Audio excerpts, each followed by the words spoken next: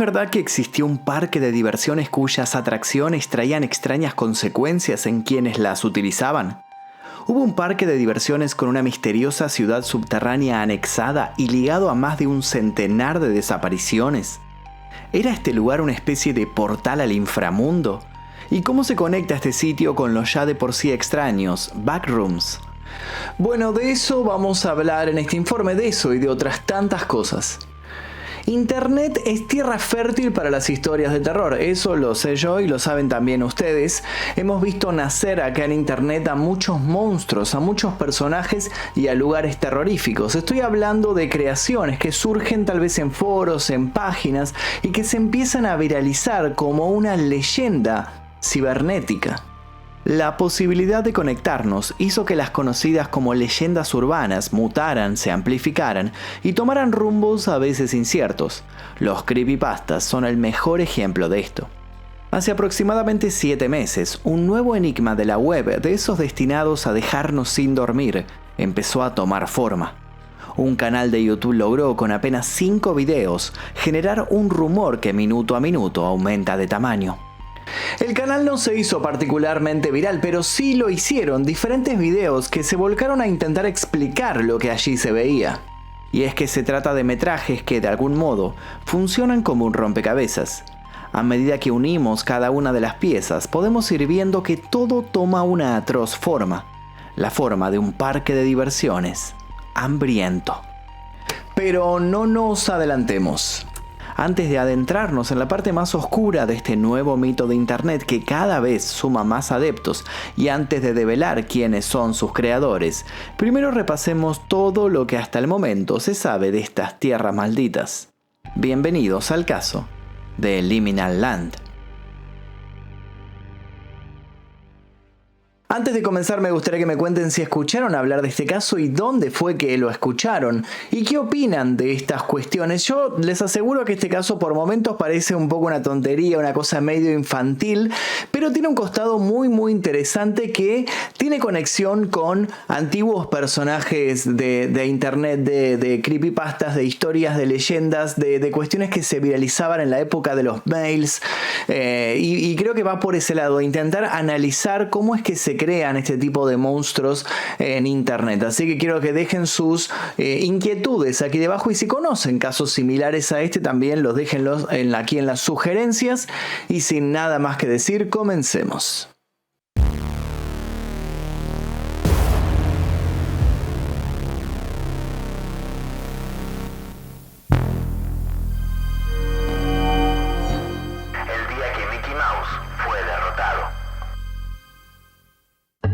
Dicen que todo empezó en 1975, más precisamente en el invierno del hemisferio norte, y más precisamente aún en la zona de Lake Valley, Nuevo México, una ex ciudad de 21 kilómetros cuadrados y no más de 70 habitantes, según el censo del 2010. Sí, hoy en día Lake Valley es un pueblo fantasma, y ya veremos que esto está ligado un poco con lo que queremos contar. Mientras tanto, nos basta con saber que fue en esa parte del mapa donde dicen que a mediados de los años 70 se levantó un enorme parque de atracciones. Pero no se trataba de un parque de atracciones común y corriente. Ser gigante no era su única cualidad. Era un parque de atracciones único en su especie que habría logrado seducir al público de un modo muy particular, llegando a competir con el emblemático Disney World, que se había fundado el 1 de octubre de 1971 y había cambiado el modo de entender la industria del consumo infantil. Según algunos rumores, tan reconocido llegó a ser el parque emplazado en Lake Valley que en los años 80 y por algunas temporadas logró vencer en ventas de entradas al imperio del ratón de los pantalones rojos. Es más, hay quienes sostienen que Mickey jamás hubiera recuperado el trono si no fuera porque unos años después, algo horrible le ocurriría a su competidor. ¿Suena exagerado? Bueno, muchas de las cosas de las que voy a hablar ahora pueden sonar un poco exageradas, pero los invito a que abran un poco su mente y se dejen llevar por esta historia. Este mega emprendimiento que había puesto entre las cuerdas al rey de los parques de diversiones se llamó Liminal Land. Sus creadores eran una corporación llamada Charon y según consta en sus panfletos, se habían propuesto ampliar los límites de lo que significa el entretenimiento inmersivo. La primera pregunta que se nos viene es, ¿qué significa ampliar los límites del entretenimiento inmersivo? Bueno, para explicar esto es necesario que conozcamos un poco las atracciones a las cuales uno podía acceder cuando compraba su ticket y se adentraba en Liminal Land. Estas atracciones eran o diferentes a cualquiera conocida, o le agregaban a las típicas un factor poco convencional.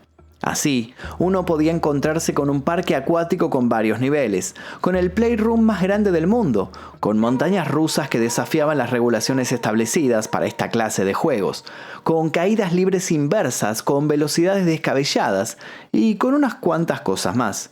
Todo podía pasar cuando uno recorría Liminal Land. El parque se jactaba de ser para toda la familia, a pesar de que hacía gala al mismo tiempo de poseer actividades que parecían no aptas para los niños. Sin embargo, ni estas contradicciones ni los posibles riesgos que pudieran presentar estas atracciones experimentales hicieron que el público se acobardara y lo pensara dos veces. Más bien, todo lo contrario. La historia dice que el Liminal Land fue un éxito rotundo de ventas desde el primer día. De allí en adelante las cosas solo mejorarían y mejorarían, al menos en lo referido a lo económico. Quedaba sobrada evidencia por la cantidad de individuos que por hora cruzaban sus puertas que aquello estaba siendo un negocio redondo. Si bien por esos años no existía internet y las noticias no podían viralizarse con la misma facilidad con la que lo hacen hoy en día, de todos modos el nombre Liminal Land no tardó en trascender las barreras de su país de origen y para su segundo año abierto, el lugar recibía a personas de diversas partes del mundo. Es en este momento en donde surge una pregunta: ¿por qué, si es que había tenido tanta repercusión, nosotros nunca escuchamos hablar de Liminal Land? Y es intentando responder a esa pregunta que todo se pone un poco más siniestro. La versión oficial es la siguiente. Parte de la popularidad del parque se había logrado gracias a una efectiva campaña de marketing que prohibía a cualquier periodista de cualquier medio entrar a las instalaciones. La razón: quienes habían dado vida al Liminal Land creían que la mejor estrategia era desafiar a la gente a que conocieran las instalaciones sin adelantarles nada de lo que iban a encontrar, o adelantándoles solo lo suficiente como para que entendieran que el único modo de terminar de comprender lo que allí sucedía era viviendo la experiencia. Según esta línea, es por eso que hoy se encuentra muy poco material de archivo sobre este sitio. Otra teoría es que si no hay material de archivo y hasta el día de la fecha poco ha trascendido del parque, es por lo que allí ocurría. Ya desde un primer momento, los miembros de la corporación Charon se habrían encargado de construir un enorme hermetismo alrededor de su creación, porque eran conscientes de los eventos anómalos a los que exponían a sus sonrientes visitantes. Eventos anómalos. Dicen que muchas personas que entraban a Liminal Land ya no podían volver a salir, o no salían igual que como habían entrado. Dicen que esos juegos experimentales a veces causaban escalofriantes daños colaterales entre los usuarios. Había personas que entraban en una especie de trance y sufrían violentas alucinaciones. Otros simplemente subían a un carrito y desaparecían de una vuelta a la otra, sin dejar el más mínimo rastro de su paradero.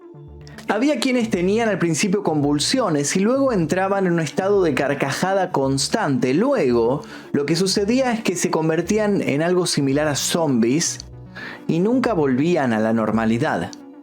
Los accidentes también eran cosa de todos los días. Los juegos, en más de una ocasión, largaban chispas o se aceleraban de más, dejando un espeso humo a su alrededor y confusión en el rostro de los curiosos de turno. Se asegura incluso que había una especie de montaña rusa que tenía la particularidad de cambiar su recorrido y no justamente gracias a innovaciones tecnológicas. A veces simplemente los juegos enloquecían y se comportaban de manera errática. Pero eso no era lo más raro. Lo más raro era que quienes tenían el mameluco y el casco de técnicos jamás iban a arreglarlas. Las máquinas volvían a la normalidad al poco tiempo, como si se autoarreglaran.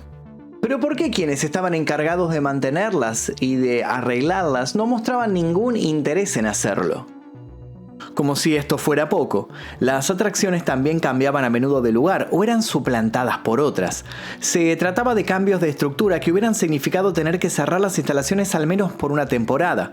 Sin embargo, allí todo se resolvía por las noches. Mientras estuvo en actividad, Liminal Land no cerró ningún día por refacciones, a pesar de que consta que tuvo varios diseños a lo largo de sus 14 años. Pero no solo la gente de mantenimiento tenía una actitud inusual. El resto del personal del parque era igual de estrafalario. Se trataba de jóvenes que iban de acá para allá luciendo un logo del parque en sus chombas. Pero si uno le pedía ayuda, se limitaban a mirar fijamente y señalar para un lado o para el otro. Siempre con imprecisión, generando más caos, desorientando aún más a los desorientados. Los supuestos médicos de Liminal Land eran reconocibles por su poca predisposición a intercambiar palabras. Venían con sus camillas, se llevaban a quien se debían llevar y luego la fiesta continuaba. Sí, porque quizás lo que más pone la piel de gallina es que a pesar de todas estas cuestiones, no solo nunca hubo una investigación formal, sino que tampoco disminuyó la cantidad de público. Las personas sabían que podían estar metiéndose en la boca del lobo, pero igual acudían desesperadas a Liminal Land.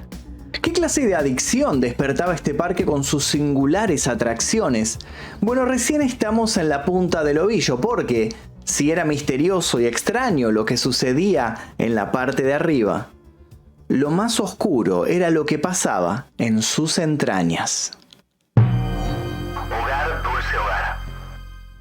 Si hasta el momento lo narrado y lo sucedido en Liminal Land les pareció extraño, lo que van a escuchar a continuación va a dejarlos desencajados.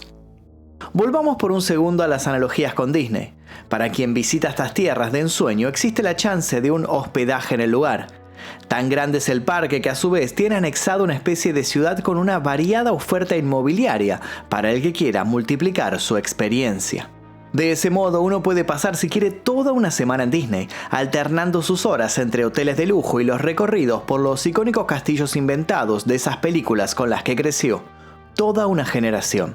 Bien, Liminal Land había desarrollado una idea similar, solo que el complejo que ofertaba a sus visitantes no era vecino al parque, sino que estaba debajo de él. Sí, literalmente. Bajo Liminal Land existía una red de viviendas que conformaban un barrio en sí.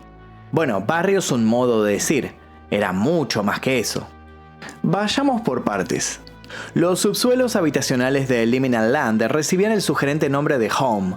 Home, aparte de significar hogar en inglés, funcionaba en este caso como las siglas para un concepto un tanto más intrincado. Home era así, The Holistic and Opportune Mutual Experience. No se sabe cuántos kilómetros cuadrados abarcaba el proyecto Home. La información al respecto es imprecisa, pero por lo que se especula, Home era una comunidad que superaba en espacio a Liminal Land. Y eso que Liminal Land, como dijimos, era gigante. Esta comunidad subterránea de más de 10.000 habitaciones operativas simultáneas, que en apariencia parecía un vecindario perfecto, era descrito como ideal para las familias que viajaban por fuera del estado. Hasta aquí, nada que pueda ser considerado fuera de lo común. Sharon buscaba mantener a los visitantes dentro del parque el mayor tiempo posible con la esperanza de maximizar las ganancias. Con el paso del tiempo, Home dejó de ser utilizado solo por empleados para convertirse en toda una ciudad en sí misma. Una ciudad variopinta habitada por familias de los más diversos lugares. Según los pocos testimonios que llegaron a trascender, Home era tan abrumadoramente cómodo que quienes allí se instalaban luego no querían regresar a sus rutinas. Es lógico que uno quiera quedarse en un lugar placentero, pero parece que en Home esta sensación iba un poco más allá. Todo estaba diseñado para que uno se sintiera en una realidad paralela e ilusoria, profundamente eficaz. Combinando la decoración inspirada en los años 50 con toques modernos de los años 80, Home fue una maravilla para su época. Y debido a la intriga y a las excelentes críticas que lo rodearon, Sharon comenzaría a vender unidades en 1981, cumpliendo su objetivo de mantener a sus clientes en los terrenos del parque durante el mayor tiempo humanamente posible. Otra característica de Home era que si uno no seguía ciertas normas claras y precisas, podía terminar vagando por tiempo indefinido por calles que parecían iguales las unas a las otras. Las normas a seguir eran del estilo: si caminas por Home y escuchas un sonido extraño, nunca lo sigas buscando su origen. Si uno decidía hacer oído sordo a estas cuestiones, podía terminar en una especie de laberinto que recuerda muy ocasionalmente a los backrooms. Y en este punto es donde debemos hacer una pausa. ¿Saben lo que son los backrooms? En este canal hicimos hace un año aproximadamente un informe muy completo sobre todo este fenómeno de los backrooms, pero vamos a repasar un poquito por si no vieron ese video. La conexión con los backrooms. Los backrooms como concepto y bajo ese nombre se terminarían popularizando en la web en 2019, luego de varias publicaciones en diversos foros. Alguien había puesto una foto en la que se veían pasillos extensos y decorados con papel amarillento. Bajo la misma, alguien había escrito: si no tienes cuidado y te sales de la realidad en las áreas equivocadas, terminarás en los backrooms, donde no hay nada más que el hedor de la vieja alfombra húmeda, la locura del papel amarillo, el interminable ruido de fondo de luces fluorescentes al máximo zumbido y aproximadamente 600 millones de millas cuadradas de habitaciones vacías segmentadas al azar en las que quedar atrapado. ¿Qué era ese lugar cuya traducción literal es las trastiendas? ¿Cómo podía uno salirse de la realidad en las áreas equivocadas? Bueno, tantas preguntas trajeron un poco de especulación. Hoy en día, 4 años después de que todo comenzara, los backrooms son ampliamente buscados a diario al tiempo que su mitología crece y se expande. Se habla de diversos niveles de backrooms e incluso de las criaturas que allí pueden encontrarse. La división entre realidad y ficción es difusa e incluso hay tips para quienes quieran intentar cruzar la puerta que separa nuestro mundo ordinario de estos pesadillescos pasillos que serían el lado B de nuestra realidad. Un lado B interminable, repleto de rincones similares que pronto pueden enloquecer a cualquiera. ¿Son acaso un error de la Matrix? ¿Qué son estas tierras que se describen como una especie de limbo? Pronto se generó una especie de obsesión por estos lugares de paso sospechosamente vacíos e infinitos. Lugares que parecían desafiar las reglas espaciotemporales que conocemos y que funcionarían como nexo entre tierras. Lugares conocidos como liminales. ¿Era Home una suerte de backroom controlado del que se había encontrado una puerta de entrada? Esa pregunta desvela a muchos y no es difícil encontrar muchas posibles respuestas a cada vez más rebuscadas preguntas. De un modo o de otro, debido al atractivo de Home y su apariencia exterior de suburbio en expansión, las vacaciones familiares rápidas a menudo se convertían en estadías prolongadas e incluso permanentes. Para muchos, Liminal Land se había convertido de modo indefinido en su hogar. Al menos hasta 1989, cuando el parque llegó a su fin. ¿Dónde estabas cuando pasó esto? Cuando uno visita la página o el canal de Liminal Land, se encuentra con una frase que se repite. Una frase que traducida al español dice: ¿dónde estabas cuando pasó esto? Con esto se refieren a un evento del que hay muchas más dudas que certezas. Un evento del que todos buscan saber algo más y del que muchas conjeturas se sacan. Hablamos del evento tras el cual habría tenido lugar el cierre de Liminal Land. Un evento de aparentes implicancias apocalípticas. El 20 de mayo de 1989 pasaría a ser conocido de allí en adelante como el día del juicio final para Liminal Land.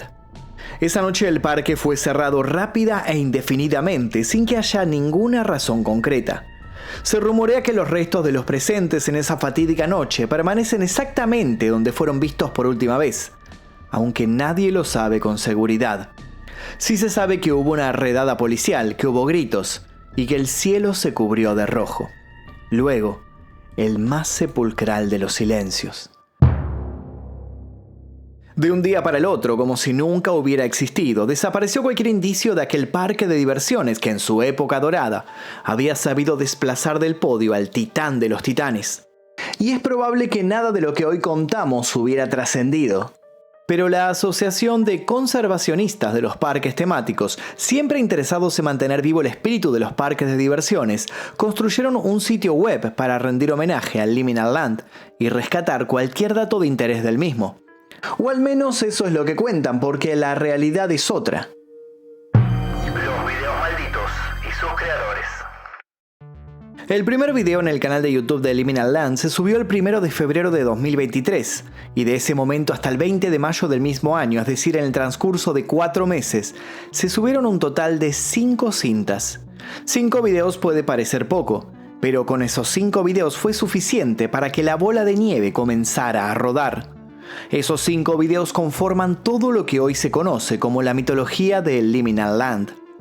Se trata de videos donde se habla de personas desaparecidas en este peculiar parque de atracciones, secuencias en las que se habla de los daños que los juegos causaban a las personas y cintas que simulan ser directamente propiedad exclusiva del parque. Cintas que, por ejemplo, están dirigidas a los trabajadores del lugar. En ellas se les enseña, entre otras cosas, cómo reconocer a un visitante insatisfecho, o se les advierte de los peligros de no cumplir las reglas dentro de Home. Vale aclarar que todas estas cintas poseen una estética retro y logran transmitir una sensación un tanto abrumadora, como si fueran una ventana por la que espiar un mundo totalmente desconocido y de algún modo siniestro. Ahora bien, queda claro para cualquiera que estas cintas poseen imágenes generadas, en la gran mayoría de las ocasiones, por inteligencia artificial. Sí, estos videos, lejos de ser un registro legítimo sobre un parque de diversiones que haya existido de verdad, son la creación de dos youtubers que han decidido dar vida a todo un universo ficticio sobre el que montaron una historia de terror. ¿Decepcionados acaso? Bueno, acá viene lo interesante. Si bien está comprobado que Liminal Land es una idea desarrollada por dos sujetos, Nexpo y Nick Crowley, también podemos afirmar que lo que crearon está escalando a más y más niveles. Ya nadie parece fijarse en que Liminal Land es efectivamente una ficción. Internet ha hecho de las suyas, como sucedió con los backrooms, y otra vez ficción y realidad parecen entrecruzarse. Los límites entre una cosa y la otra se borran de a poco, y querer saber más sobre este ya mítico parque no solo es un juego, sino que se convirtió para muchos en un trabajo arduo y detectivesco. Son muchos los usuarios que están convencidos de que tras Liminal Land hay mensajes ocultos que al descubrirse pueden ser la llave para algo más grande y aterrador. Muchos son los que creen que atando todos los cabos van a poder acceder a revelaciones que incluso puedan trascender a los mismísimos creadores de todo el concepto. Y es que hay que admitirlo, seguir las pistas que se van sembrando es tan atractivo como adictivo, más si se tiene en cuenta lo que se ve en el último video subido hasta la fecha. En dicho video, donde se narra la desaparición de una niña en el parque, se menciona la presencia de una extraña criatura en el centro mismo de Home. Una criatura con sutiles similitudes con Moloch. ¿Que quién es Moloch? Bueno, es una especie de deidad que lo que reclaman para mantenerse con vida es sacrificios. Puertas dimensionales. El culto de los antiguos pueblos del Medio Oriente consistía en divinidades astronómicas y de la fertilidad. Existían deidades solares, de la flora y de la agricultura y también del caos. A todos se les invocaba con el título de Baal, que quiere decir amo o señor. Entre los fenicios, cananeos, moabitas y amorreos, vecinos de los hebreos, se adoraba a un Baal muy particular, Moloch o Moloch con K, representado como una figura antropomorfa sentada en un trono y con cabeza de toro. Este dios invocaba al fuego, a la fuerza primigenia y a la fertilidad masculina. Para librar su poder y poder brindar abundancia, Moloch solo pedía una cosa: el sacrificio de bebés recién nacidos. La estatua de Moloch era de bronce y se hacía que las llamas ardieran en su interior hasta que la escultura quedase al rojo vivo. El niño elegido como ofrenda era colocado en los brazos del ídolo o bien introducido en sus fauces. Al cabo de unos minutos, la criatura moría incinerada. Los gritos y los llantos del bebé eran tapados por la estridente música y cantos que se entonaban por la concurrencia que además danzaba, entregada al ritual. Con el paso del tiempo, y como sucedió con muchas de estas deidades paganas, Moloch fue rebautizado y se adaptó a las nuevas religiones con diversas formas. Pero ¿cómo se liga todo esto con Liminal Land? ¿Recuerdan que dijimos que hoy día Lake Valley, donde se supone que habría existido el parque de diversiones, es una especie de pueblo fantasma? Eso no siempre fue así. Allí hubo en 1878 una fructífera ciudad minera, dado que en la zona se habían encontrado grandes asentamientos de plata.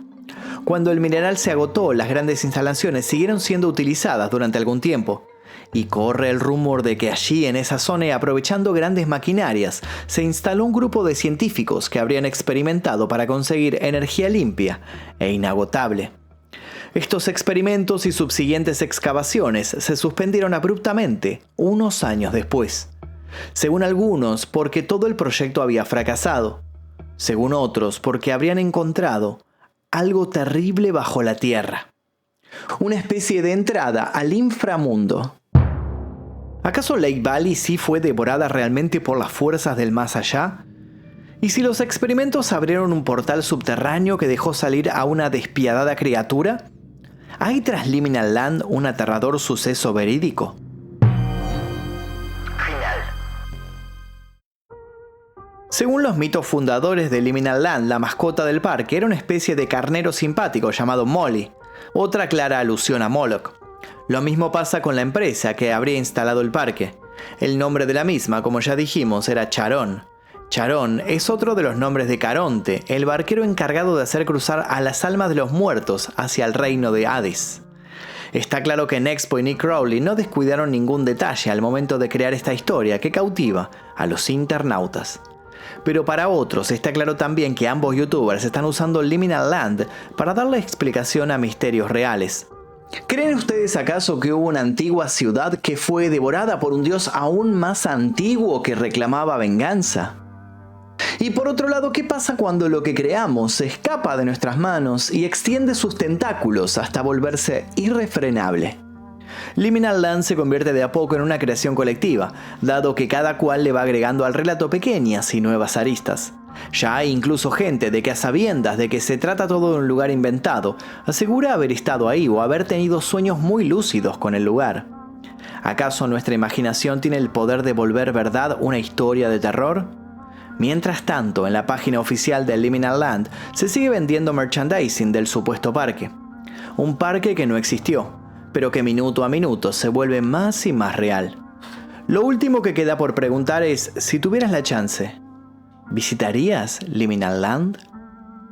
Hasta aquí el video del día de hoy, espero que les haya gustado la historia de Liminal Land. Cada tanto contamos en este canal historias que tratan sobre esto. Hemos hecho la historia de Alf, por ejemplo, de creepypastas, hemos hablado de los backrooms, de un montón de personajes de internet como obedece la Morsa y demás. Así que espero que les haya interesado. Este video sigue un poco por esa línea. Yo sé que hay gente que tal vez no le interesa esta línea. A mí personalmente me gusta porque tiene mucho de creatividad, de cuestiones de cine, de guión, de monstruos de la internet. A mí la verdad me atrae mucho. Obviamente no creo en absolutamente nada de esto, pero sí me gusta como creador de contenido, como me gustan las películas de terror. Digo, yo no creo que lo que sucede en una película de terror, que Freddy Krueger sea real, pero me gusta el proceso de cómo se creó y su mitología y todo lo que se cuenta ahí. No sé, ahora estoy mirando la serie de Chucky y yo no creo que Chucky sea real, pero me gusta todo lo que se está contando ahí, y yo esto lo consumo un poco como esto, como una ficción de internet que me parece interesante ver hasta dónde va a llegar. Quiero leer sus comentarios aquí debajo y agradezco a todos y cada uno de los miembros del canal, porque gracias a ellos es que podemos realizar este tipo de videos que muchas veces se encuentran desmonetizados y ocultados en las recomendaciones de YouTube. Si les interesó, les pido por favor que dejen su like, se suscriban y activen notificaciones. Si se quieren unir a la membresía, toquen el botón que dice unirse aquí debajo, eligen la membresía número 2 Maestro Oscuro y luego van a la pestaña comunidad. Sin nada más que decir, me despido, les dejo un par de videos aquí para que sigan haciendo maratón. Mi nombre es Magnum Mephisto y nos veremos seguramente en el próximo video. Adiós.